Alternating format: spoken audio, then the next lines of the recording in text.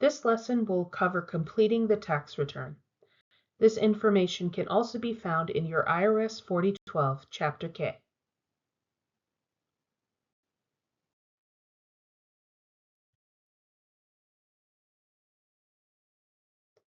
After you complete the California information, TaxSlayer will display the tax return summary screen with options to review the return.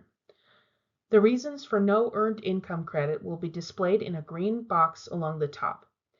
If you have time, you can do a quick view print return and scan it for any obvious errors and omissions. However, the return has yet to be quality reviewed, so if you are confident in your work, you can just click Continue.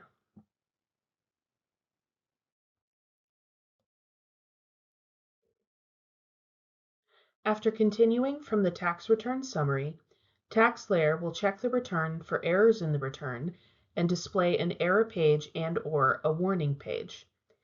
You have the option to select Fix This for each e-file error until you correct all errors. You must fix all e-file errors before e-filing the tax return. You do not have to fix warnings. Warnings are there to remind you to verify your work.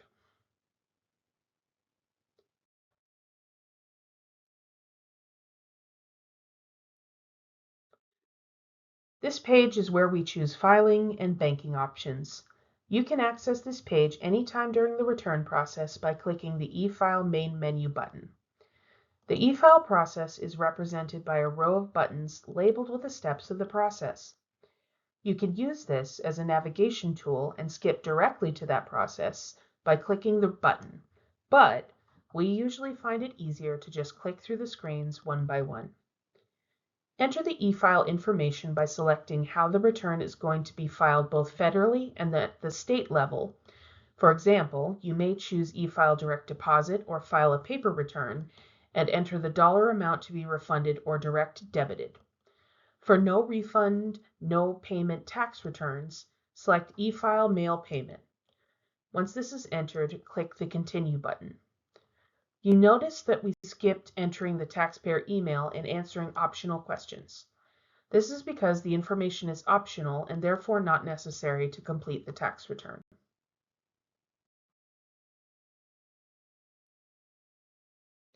TaxSlayer is used by professionals who charge for tax preparation.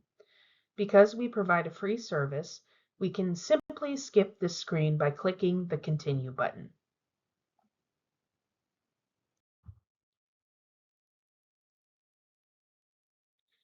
If the client would like their refund or payment directly deposited into a bank account, you will need to complete the banking information. Clients have the option of splitting their refund deposit into 3 separate bank accounts or choosing to purchase savings bonds.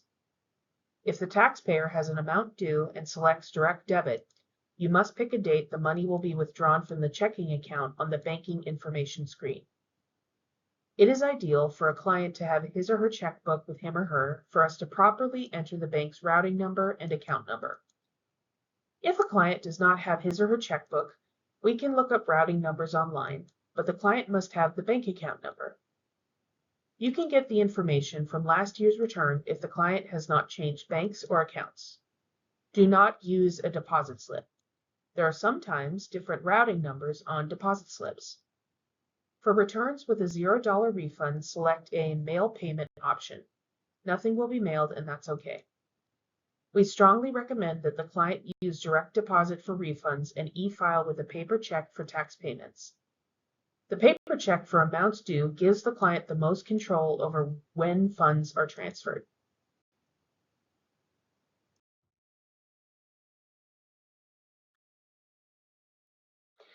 This state ID information section is optional. You can include the information or not. We ask the client their preference.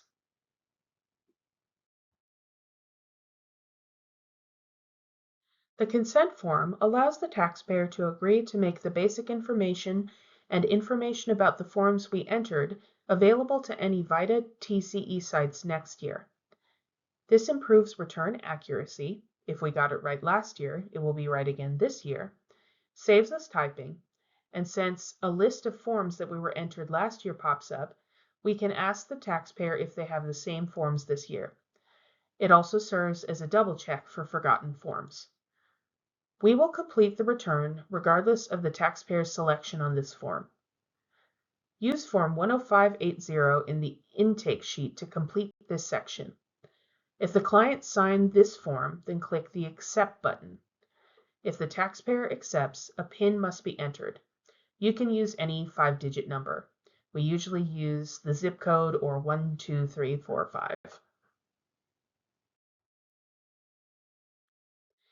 Agency Custom Credits is another screen that we do not use. Go ahead and click Continue.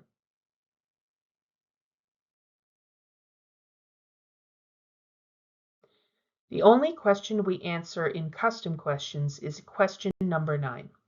Was the taxpayer physically present during the entire return preparation and quality review process? Answer yes or no.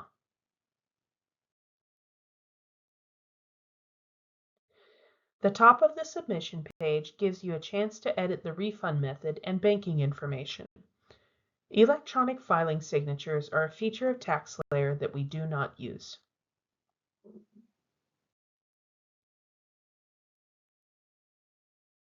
Use the return status tags that pertain to the return, then mark the tax return ready for review. Once the return is ready for review, you will partner with your site coordinator to have the return reviewed for accuracy.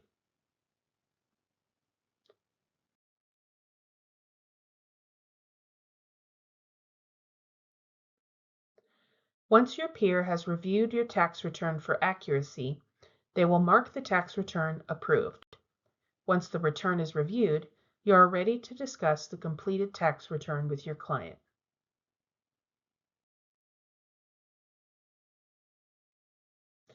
Here is an example client list for our tax clients in TaxSlayer.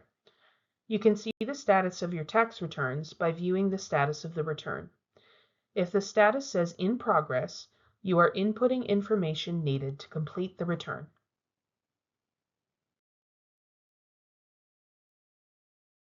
Once you mark the tax return ready for review, the status will say Review.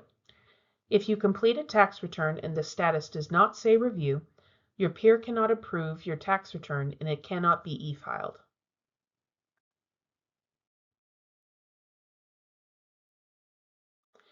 You can either print the tax return by selecting the printer icon next to the taxpayer name in the ADCA tax return client list and selecting Print Return, or you can click on the Preview Return button if you have opened the client's tax return.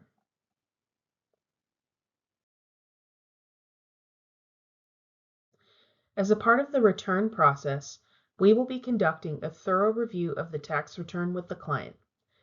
Have the client verify their tax information on the sheet and explain what forms were used to complete the tax return.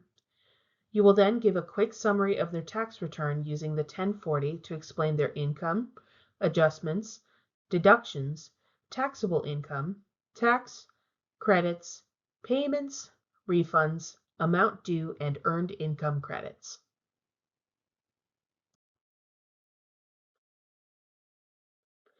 A return isn't considered valid unless it is signed. Both spouses must sign if the return is filed jointly.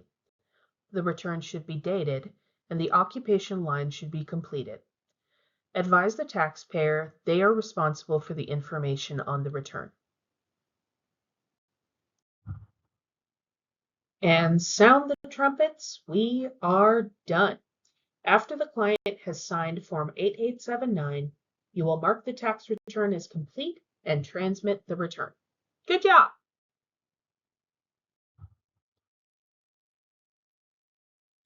Here is the final button.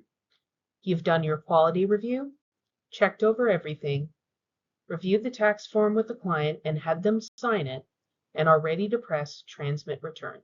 Congratulations.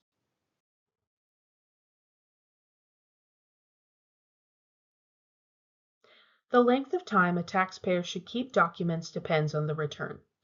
Generally, we advise taxpayers to keep tax-related documents for at least 3 years.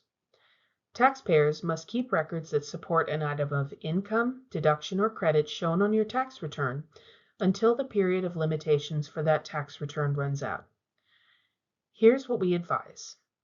Keep records for 3 years from the date the original return was filed or 2 years from the date the tax was paid, whichever is later, if a claim for a credit or refund was filed after the return was filed and amended. Keep records for 7 years if a claim for a loss from worthless securities or bad debt deduction was filed. This is out of scope for VITA volunteers. Keep records for 6 years if income that should have been reported was not reported, and the income is more than 25% of the gross income shown on the return. Keep records indefinitely if no return was filed. Keep records indefinitely if a fraudulent return was filed. Keep employment tax records for at least 4 years after the date that the tax becomes due or is paid, whichever is later.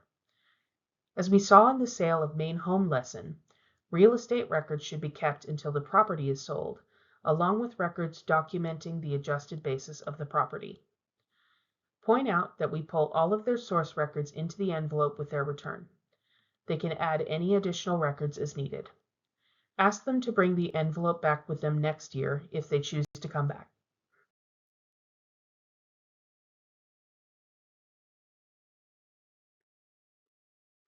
So what if we come across a situation where the client cannot pay the taxes due? If the taxpayer's balance is $50,000 or less, the taxpayer can make a payment arrangement and apply online for a payment plan at the IRS website. If the taxpayer can pay within 180 days, there is no user fee for an online payment agreement or OPA. Taxpayers may also call the IRS to set up a short-term payment plan, but there will be an additional fee for this service. If the taxpayer requires more than 180 days to pay, there is an installment agreement user fee. The amount of the fee is less if the payments are set up using direct debit or applying online, compared to applying by phone, mail, or in person. If the taxpayer's income is below certain limits, they may qualify for a reduced fee, which may be identified when going through the OPA process. Take a look at Form 9465, Installment Agreement Request, Instructions for Fee Information, and Form 13844, Application for Reduced Use Fee for Installment Agreement. The taxpayer will then pay whatever they can afford, and when the return is filed and Form 9465 established, a schedule for direct debits comes out of their checking account. We do not recommend that the taxpayer pay by credit card and finance the amount due on the card. Not only are there fees for using a credit card, but the credit card interest rate is much higher than the fees charged by the IRS.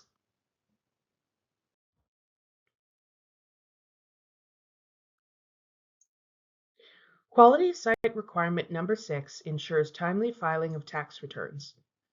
Actions required to guarantee tax returns are filed in a timely manner include the following: ensuring the tax return is submitted to the IRS within 3 calendar days after the site has all necessary information to e-file the tax return.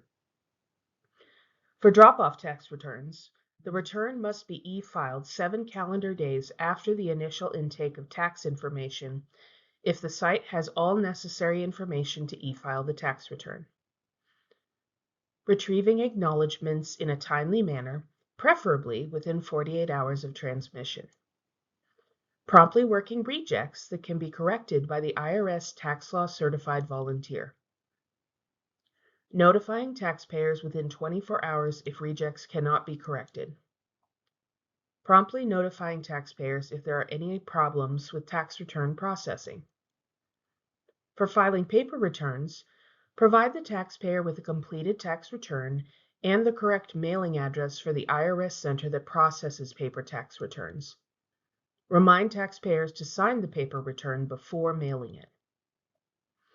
Once a return is e-filed, the IRS or FTB could reject that return. Rejections are usually due to a typo with an EIN or SSN or a missing PIN. In most cases, rejections can be fixed without calling the taxpayer. However, there are some circumstances where we have to call the taxpayer to resolve the reject.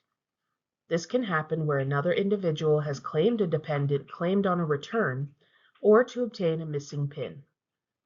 The worst case is when a reject is caused by a return that has already been filed by another person. This is usually an identity theft situation that requires filing a paper return with a theft affidavit.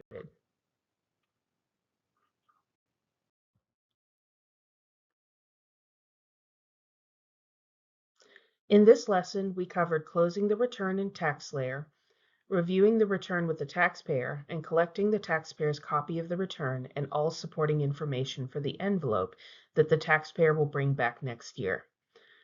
We talked about arrangements when the taxpayer cannot pay taxes due. We talked about informing the taxpayer about their return and how it will be e-filed. We also answered their questions and told them where they can get answers later. And we discussed documentation retention. As a reminder, if for some reason you are unable to finalize the return because the taxpayer needed additional information, you will need to flag and/or tag the client's file with an explanation of what is needed and add a TaxSlayer note explaining what is missing. You must make sure this return is not e-filed until complete.